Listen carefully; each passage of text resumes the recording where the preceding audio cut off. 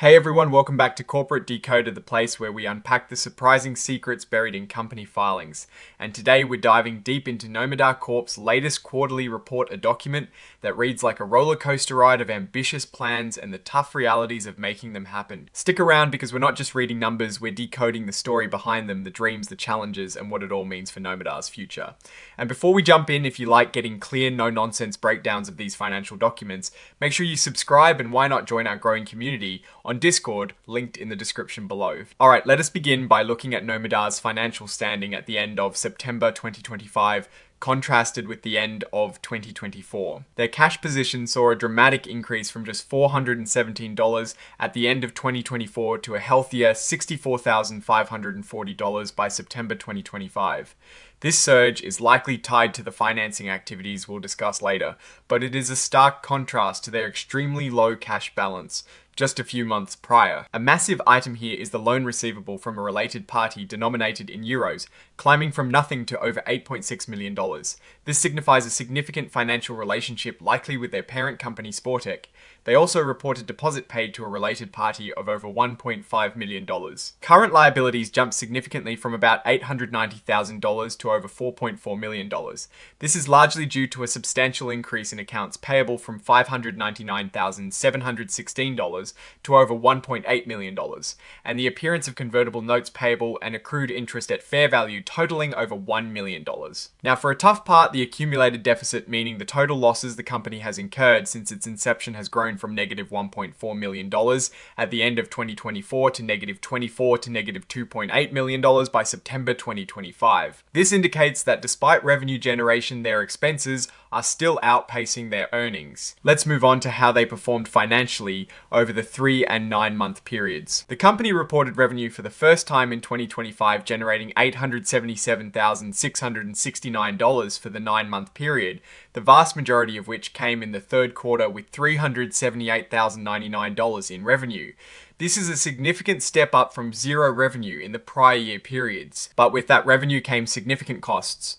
Cost of sales for the 9 months ended the 30th of September 2025 was $343,688, meaning they spent nearly 40% of their revenue just on the direct costs of delivering their services. This leaves them with a gross profit of $533,981 for the 9 month period. However, operating expenses are quite high. Professional fees alone for the 9 months ended the 30th of September 2025 were nearly $1.2 million, a massive jump from about $790,000 in the prior year.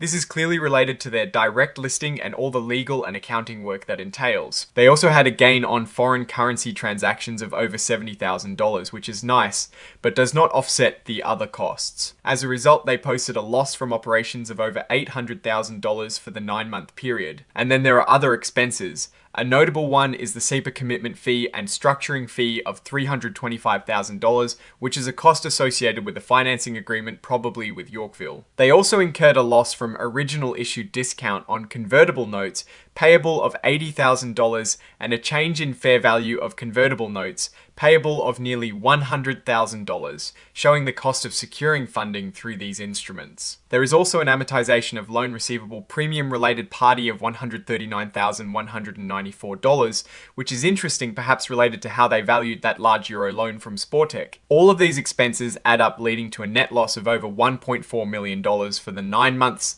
ended the 30th of September 2025, a substantial increase from the $885,064 loss in the same period of the previous year. Looking at the statement of changes in stockholders' equity, we see the impact of these results and new financing. At the start of 2025, they had a significantly negative stockholders' equity of over $1.3 million.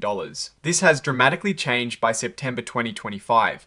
Most notably, their additional paid-in capital has exploded from just $50,840 to over $8.2 million.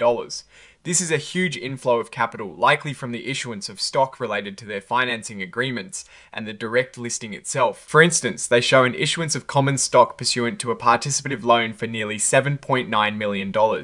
This indicates they are using stock to secure significant loans. Even with this massive influx of capital, their accumulated deficit still grew to negative $2.8 million by September 2025. The net loss for the 9-month period alone was over $1.4 million. Now let us look at how cash moved through the company. For the 9 months ended the 30th of September 2025, net cash used in operating activities was a very significant $1.5 million. This means their day-to-day business operations are burning through cash rapidly. A chunk of this outbound cash flow is likely the $1.5 million deposit paid to a related party that we saw on the balance sheet. Despite the overall cash burn, their accounts payable has increased by over $1.2 million, suggesting they are also taking on more short-term debt to fund operations. On the flip side, cash from financing activities was over $1.5 million for the 9 months. This was driven by contributions received in advance for stock payable from a related party of over $1.3 million and proceeds from convertible notes payable of $920,000. They also repaid nearly $500,000 on a stockholder loan. This clearly shows they are heavily reliant on funding from related parties and new debt to stay afloat. Now let's look at the very important going concern note. This tells us if the company can survive for the next year. The report states they had only $64,540 in cash and a working capital deficit of over $4.1 million as of the 30th of September 2025. They've also incurred substantial net losses. This raises serious doubts about their ability to continue as a going concern. Their survival hinges on getting more money from stockholders and debt holders, something that is not guaranteed. They plan to address this by getting more financing, including up to $10 million from Sportech and up to $30 million from a third party through a standby equity purchase agreement. However, they frankly admit there is no assurance these plans will be successful. This is a critical statement, folks. Here they explain how they account for things. One important detail is how they account for the loan receivable from a related party denominated in euros. This means that when the euro's value changes against the dollar, it directly impacts their reported financials, creating gains or losses purely from currency fluctuations. They also detail their accounting for convertible promissory notes, which are debts that can be turned into stock. They're clearly using these to raise money, but the changing value of these is a significant factor in their reported earnings. They explain how they recognize revenue from their HPT program and stadium events. They use a standard 5-step model where revenue is recognized when they deliver the promised goods or services to the customer. This is pretty standard practice. Their high-performance training program with Cadiz CF sounds promising. They are responsible for housing, boarding, education, and high-level training for young athletes. Revenue from this program was over $414,000 for the 9-month period. The stadium events also generated revenue of over $460,000 for the 9-month period. They have a long-term agreement to use the stadium and provide services for events. This seems like their play to revitalize the stadium's use beyond just soccer games. Their cost of sales includes things like athlete housing, travel equipment for the HPT program, and technical and logistical support for stadium events. This shows the real costs behind generating that revenue. They assess the fair value of some of their financial instruments using a 3-level hierarchy. This is a technical accounting process to determine the true market value of assets and liabilities, especially those that are not easily traded. And as expected with their net losses, their net loss per common share is negative. For both basic and diluted measures, it is negative 10 cents for the 9-month period in 2024 and negative 3 cents for the 9-month period in 2025. This section really highlights the tight network of financial dealings within Nomadar, its parent Sportech, and the soccer club Cadiz CF. A big one is the assignment of a participative loan agreement from Cadiz CF to Nomadar. Essentially, Nomadar took over a loan that Sportech originally had with Cadiz CF. This loan is in euros and is worth almost $8 million. In exchange for this loan, Nomadar issued nearly 750,000 shares of Classic common stock and agreed to a deferred cash payment of $1 million. The stock they issued was valued at almost $7.9 million. This shows how they are using stock to settle significant financial obligations in closely held transactions. They also detail their stockholder loan with their majority stockholder Sportech. They drew and repaid significant amounts on this loan throughout the period, completely repaying it by September 2025. This shows a continuous flow of funds between the parent and subsidiary. This part is crucial. A binding capital contribution agreement with Sportech means Sportech has committed up to $10 million to fund Nomadar's operations over 2025, 2026, and 2027. They have already received over $1.3 million of this in 2025 and more after September 2025. In return, Nomadar will issue stock to Sportech. This is essentially Sportech injecting capital to keep the company running and growing. This section details the valuation of the Yorkville convertible notes payable. These notes are valued at over $1 million as of September 2025. They are using complex models like Monte Carlo simulations to determine their fair value. This is a complex financial instrument and its valuation is subject to many variables. The fair value of these notes changed quite a bit, resulting in a loss of $96,205 in the period, which is recorded in their statement of operations, demonstrating the financial risk associated with these convertible notes. Here we get into the specifics of the convertible notes with Yorkville. They received two principal advances from Yorkville, totaling $1 million each, with significant original issue discounts, meaning they effectively received less than the face value of the note. These notes have a maturity date in May 2026 and carry an 8% interest rate that can spike up to 18% if there is a default.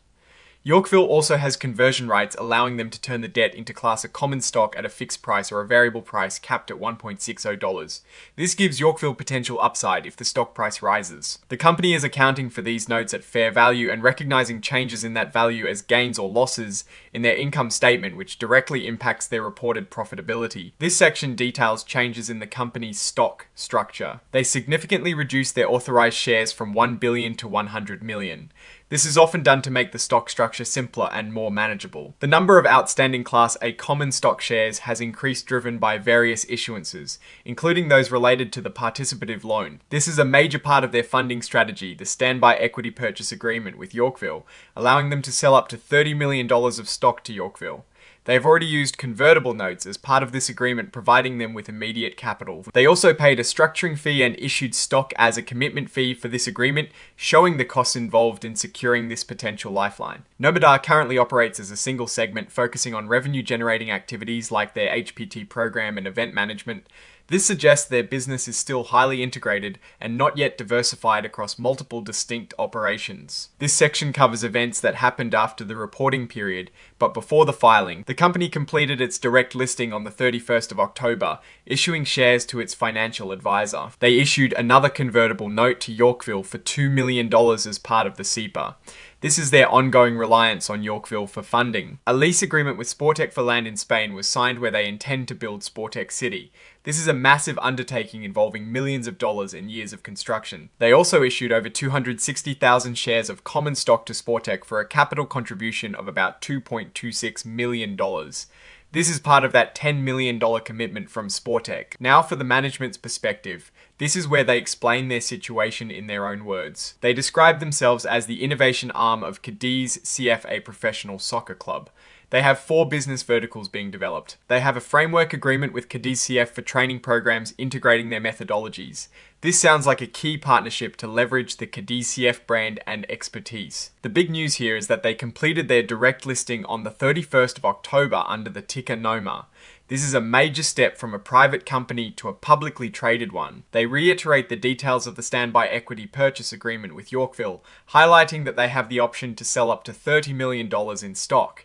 They've used convertible notes as an initial step in this agreement. The convertible notes themselves are issued at a discount, meaning they get less than the principal amount, reflecting the risk for Yorkville. They control when they sell shares to Yorkville, which gives them flexibility. They are planning a massive multi-purpose event center in Spain called Sportec City. This is a huge infrastructure project estimated to cost around $334 million. It includes a stadium, hotel, convention center, and more. Construction is expected to start in 2026 and finish around 2030. However, and this is important, they clearly state they do not have the required funding to develop it, which is a massive risk factor. They are expanding their high-performance training program, leveraging the Cadiz CF brand. This program trains young athletes and has seen graduates go on to play for reputable clubs. They intend to expand this globally. They are also using the Mirandilla Stadium for events, developing it into a multi-purpose venue beyond just soccer. This is part of their strategy to generate revenue from existing assets. This section really lays out the interconnectedness. They are majority owned by Sportec, which is owned by Cadiz CF, effectively making them a controlled company. They rely heavily on Sportec for capital and have numerous agreements in place for licensing loans and funding. Here they break down their performance. Revenue for the 9 months was $877,669, up from $0 in the prior year. Professional fees were high at $1.19 million, largely due to their direct listing efforts. This all resulted in a net loss of $1.4 million for the 9-month period, which is a significant increase from the previous year's loss of $885,064. This is a critical section concerning their internal financial controls. They admit that because they are a new public company, they are still building their internal control systems. They have identified material weaknesses in their financial reporting process, stating there is insufficient internal review and monitoring. This is a red flag indicating potential issues with accuracy and reliability of their financial reporting at this stage. This is where they disclose potential risks. A major risk is their need for huge amounts of capital for Sportex City, which they may not be able to get. They mentioned needing around $334 million for this project. This list shows all the accompanying documents and agreements filed with the report. It is a testament to the complexity of their operations and financing structures with a large number of agreements. So what is my take on Nomadar Corp based on this filing? They are in a very high risk, high reward situation. On one hand, they are clearly executing ambitious plans, leveraging associated entities like Cadiz CF and Sportec to build out diverse revenue streams and a massive real estate project. The direct listing and financing agreements show they can secure capital, albeit through debt and equity that can trigger dilution or add significant interest burdens. The massive increase in additional paid-in capital is good, but it is coupled with a growing accumulated deficit and a clear going concern warning. Their reliance on related party financing and the need for substantial capital for Sportex City are huge risks. The material weaknesses in internal controls also raise concerns about their operational maturity. In essence, Nomadar is building the airplane while flying it supported by existing stakeholders, but very much on a wing and a prayer in terms of long-term financial stability, especially for their ambitious stadium project. It is a gamble. Alright, that is our breakdown of Nomadar Corp's latest filing. What is your take on these numbers and what they signal for the company's future? Drop your thoughts in the comments. If this analysis was valuable, hitting that like button really helps, and subscribe for more deep dives into corporate finance. And don't forget to check out the Discord in the description for more discussions. Thanks for watching. See you next time.